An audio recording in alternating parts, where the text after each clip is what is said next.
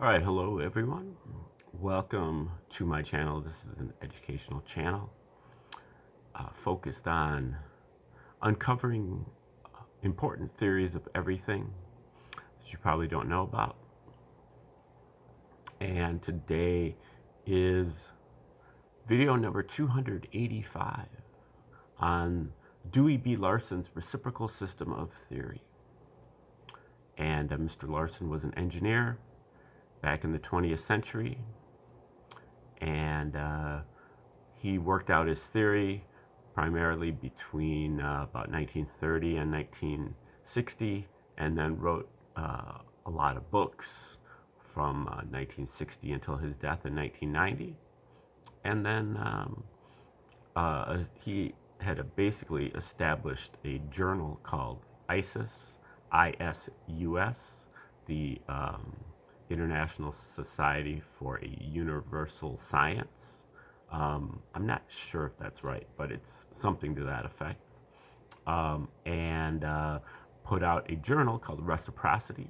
He had a few dozen people contributing to that. And after his death, some of his followers, some other people who were followers of the theory, emerged more and began to expand the theory into other realms.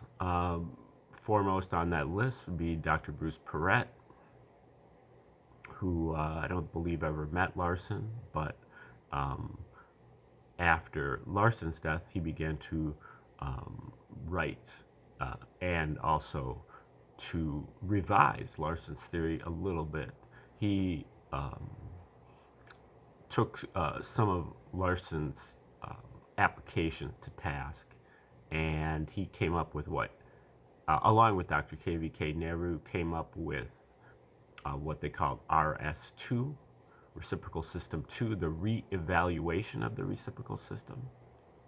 And this is mostly in the spirit of the reciprocal system, but with a few tweaks, a few changes. And we're going to take a look at an article that Dr. Bruce Perret wrote here today.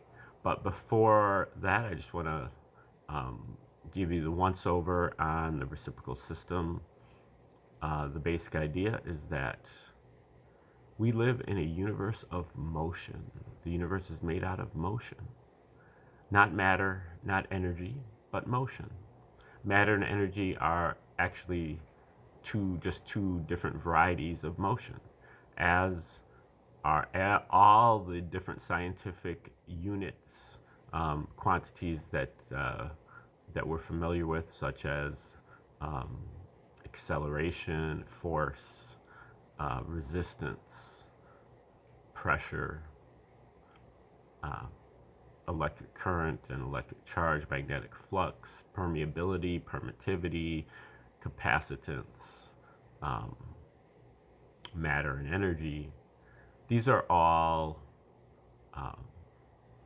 forms of motion, and they all can be described as relationships between space and time.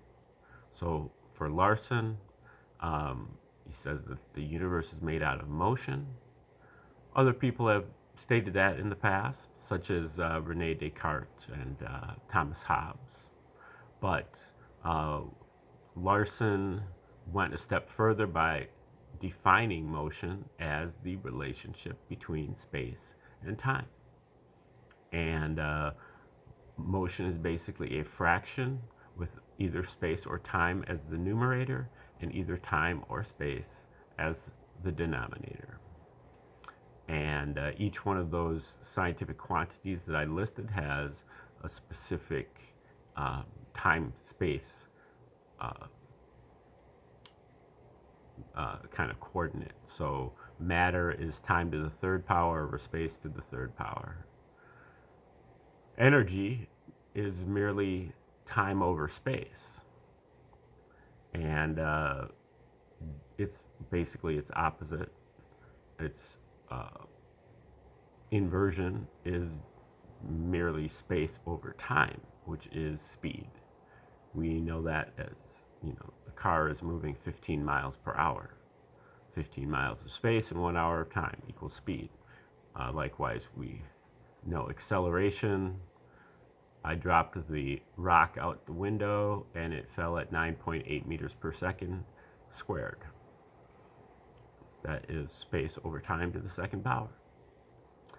And so on. So now there are some caveats to that. One is that space and time are basically reciprocal relations, and they both have the same general qualities. Space and time both are coordinate, meaning that they have 3 dimensions or possibly more, x, y, z coordinates. Time and space are both clock, what Larson calls clock time and clock space. They are scalar, meaning that a scalar motion is a motion that has a magnitude, but it has no direction. So it's basically a scale. As the scale goes up, the relations still remain the same. And you can envision this first with a clock. A clock is always getting later and later and later, but in no particular direction. That is what Larson calls clock space. Also, you can use your balloon with dots on it. You blow up the balloon, all the dots are moving away from each other. But as you blow up the balloon, the relationships between them remain the same. And also then the Hubble telescope had discovered that all of the distant galaxies are moving away from each other.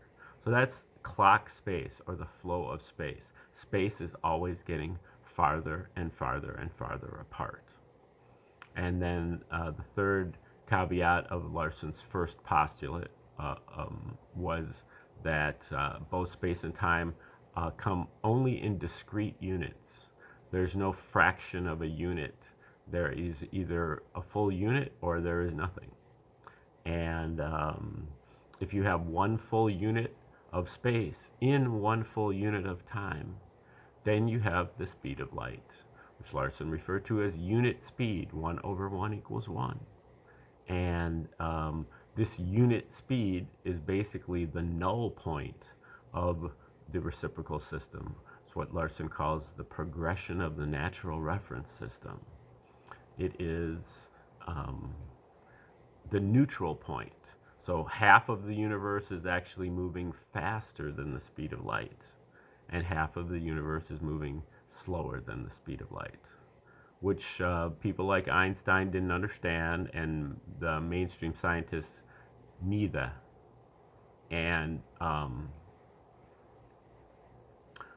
if you have relationships like that, so the faster than the speed of light is what Larson calls the cosmic sector, and that is a sector of coordinate time and clock space.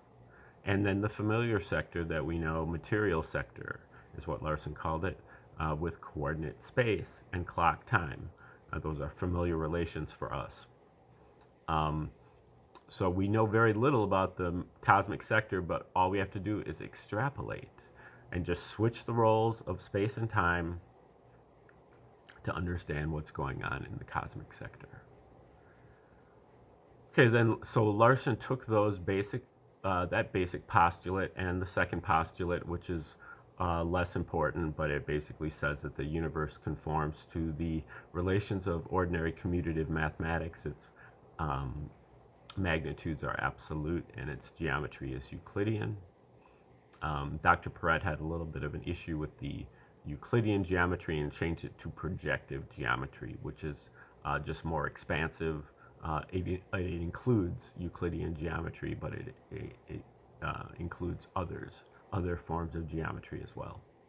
But I took those two postulates and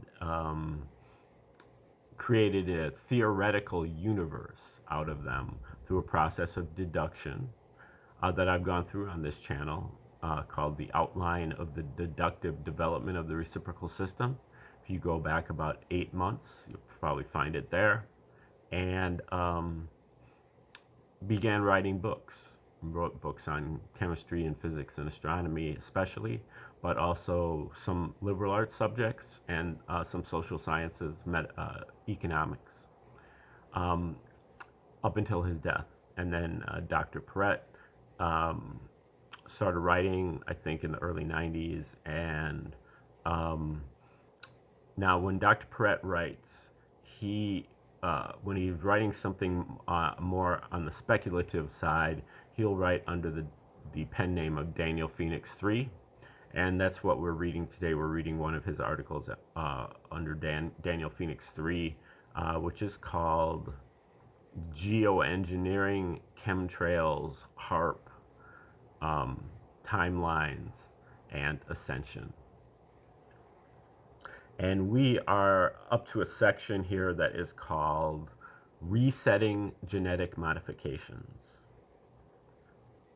I've been doing some of my own anti-GMO experimenting to see what it would take to get a Terminator seed to germinate based on the concepts discussed with David Wilcock in 2005 regarding the Russian torsion fields experiment to modify DNA. And I have had some success. Genetically modified organisms, when exposed to a torsion field, broadcasting heritage seed DNA, literally throws out the artificial changes and reverts back to the original DNA coding and germinates. Only about 15% success at the moment, but the important point is that it does work. And the seeds produced continue to germinate on their own. This alone gives me hope that if the artificial conditions being imposed on the planet were removed, life would quickly revert back to its factory defaults, pick up the proper signals, and begin the upgrade process, what is called ascension. After all, the Earth's core is the largest torsion field generator in existence on this world. Someone just needs to push the reset button.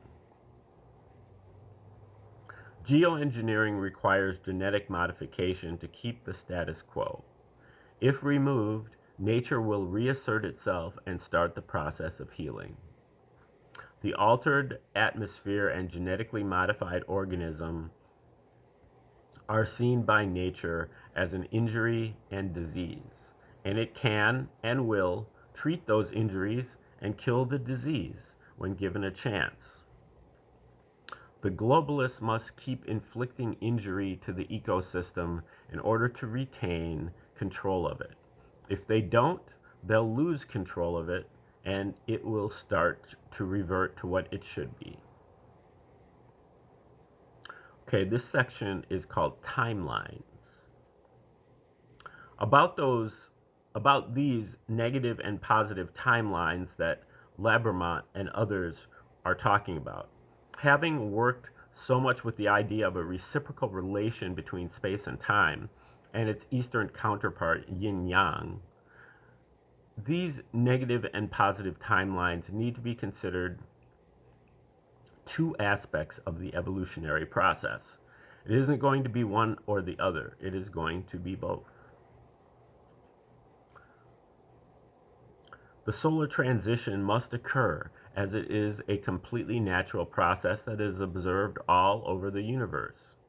It just needs to be understood that when man evolves, the life associated with it also evolves. The life on all its planets, moons, and everything in between.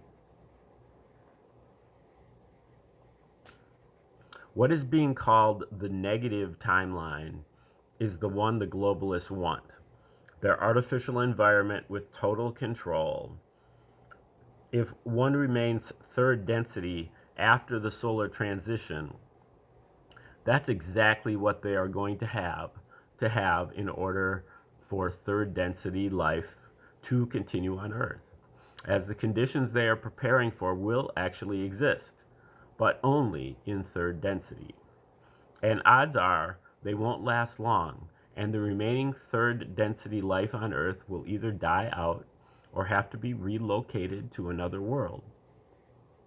It is fear-based, and they could certainly use a shootout between the good guys and the banksters to get that going. People living in fear will be stuck in third density. The positive timeline is the one of ascension, moving to fourth density and beyond. The solar transition provides the energy needed to push life forward in its evolutionary process. Granted, with Larson's research, I can identify the mechanics behind it all the way through the biological stages, but that is actually unnecessary once the evolutive connection becomes evident. The sun evolves, which caused the planets to evolve, which causes life to evolve. Everybody wins. To a person going with the process, all they see is growth and improvement. To those left behind, they see chaos and destruction. You can be clobbered by a big wave on the ocean, or grab your surfboard and have a great time riding it out. It is a personal choice. The difficulty faced by the ecosystem of Earth is the unnatural tampering at a critical time. They may be able to mess up the atmosphere and genetics on the surface of the planet, but they still cannot touch the inner workings. And that is what people need to do. Get back in touch with the planet as a living, intelligent entity. My working with plants and animals here have proved to me, beyond all reasonable doubt, that a reconnection to Earth initiates the transition and ascension process, regardless of what the globalists are doing. It puts us back on the positive growth line. I've literally resurrected burnt out trees from abiotic shock, which are now green and thriving in the new environment without genetic modification. In extreme drought and excessive heat, I still have squash plants about to invade the next county. No GMO needed, though a little, quote, miracle grow was, if you get the double entendre. Okay, we will, looks like have a good chance of finishing this article tomorrow. But for now, thank you for tuning in and have a wonderful day.